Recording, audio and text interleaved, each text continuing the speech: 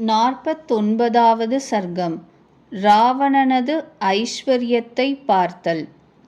உக்கிரமான விக்கிரமமுடைய அந்த ஹனுமார் ராட்சசேந்திரனுடைய செயலால் வியந்தவராய், அப்பொழுது கோபத்தார் சிவந்த கண்கள் உற்றவராய் ராட்சசாதிபனை விழித்துப் பார்த்தார்.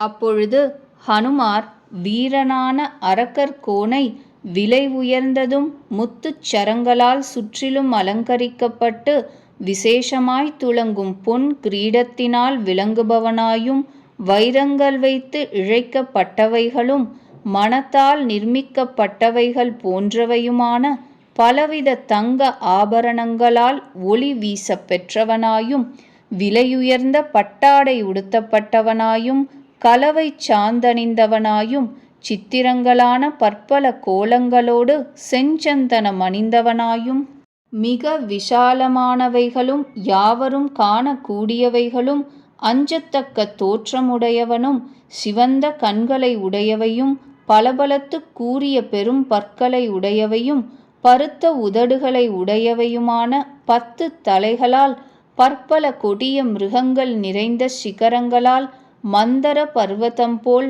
மிக தேஜோவானாயும், கரிய அஞ்சன மலை போன்ற மேனி உடையவனாயும், மார்பில் விளங்குகிற முழுமதி போல் ஜோதியுள்ள நடுநாயகம் படைத்த முத்து ஹாரத்தினால் கொக்குகளுடன் கூடிய மேகம் போன்றவனாயும், கேயூரங்கள் கட்டப்பெற்று அழகாய் விளங்குகின்ற தோல் வளைகளுடனும் கூடினவைகளும், உத்தமமான சந்தன பூச்சணிந்தவைகளும் பருத்தவைகளுமான 5 தலைகளுடன் கூடிய சர்ப்பங்களோடொத்த புஜங்களால் விளங்குபவனாயும், மிக பெரியதும் ஸ்படிக மயமானதும் இரத்தினங்கள் வைத்து இழைக்கப்பெற்றதும் அழகானதும் உத்தமமான சித்திர படம் பரப்பப் பெற்றதுமான அழகிய ஆசனத்தில் அழகாய் வீற்றிருப்பவனாயும், அலங்கரித்துக் கொண்டிருப்பவர்களும் சாமரங்களை கையில் ஏந்தியவர்களுமான அழகிய யுவதிகளால் சுற்றிலும் சமீபத்திலேயே நின்று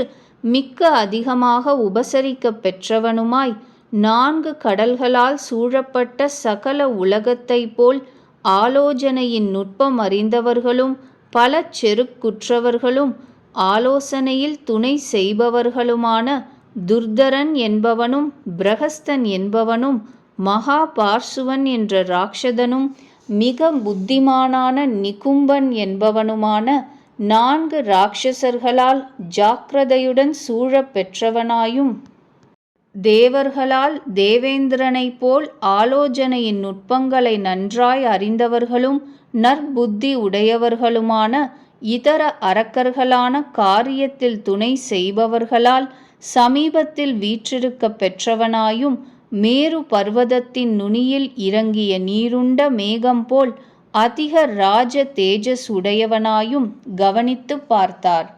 அவர் கொடுமையான பராக்கிரமமுடைய அந்த அரக்கர்களால் மிக்க துன்புறுத்தப்படுகிறவராயிருந்தும் அதிகமான ஆச்சரியத்தை அடைந்து அரக்கர்கோனை கண்ட வண்ணமாயிருந்தார். ஹனுமார் விளங்கும் ராட்சசாதிபனை பார்த்து அவனுடைய பிரபாவத்தால் விஸ்மயம் அடைந்தவராய் அப்பொழுது மனத்தினுள் எண்ணலுற்றார்.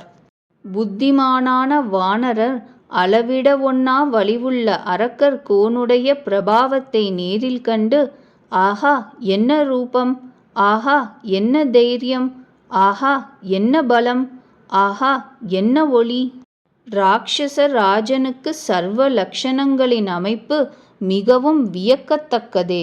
பலவானான இந்த ராட்சசேஸ்வரன் அதர்மிஷ்டனாய் இரானாகில் தேவேந்திரன் உள்ளிட்ட தேவர் உலகுக்கும் இவனே இறைவனாக இருப்பான். இவனுடைய கொடுமையுள்ளவைகளும் ஈரமில்லாதவைகளும் உலக விருத்தமானவைகளுமான செய்கைகளினாலேயே தேவர் தானவர் உள்ளிட்ட எல்லா உலகங்களும் இவனிடத்தினின்று அஞ்சுகின்றன. இவன் கோபமடைந்தானாகில் உலகத்தை பிரளயப்படுத்தவும் ஆற்றல் உள்ளவன் ஆவான் என்று இவ்விதமாய் பலவிதமாய் வானர சிரேஷ்டர் எண்ணினார். 49வது சர்க்கம் முற்றிற்று.